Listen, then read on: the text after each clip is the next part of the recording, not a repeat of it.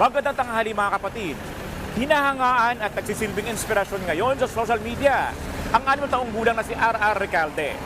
Sa murang edad niya kasi ay isa na siyang prayer warrior para sa iba't ibang pangyayari sa buhay ng isang tao. Ikaw kapatid, anong dasal mo para sa sarili mo ngayon? Tara, samahan niyo ako at magtatanong tayo dito. Sana po gumaling na yung sakit ko at sana masolusyonan po lahat ng problema namin ngayon. Ang dasal ko po, sana po masolusyonan yung problema namin na dinulog dito. Yun lang man po.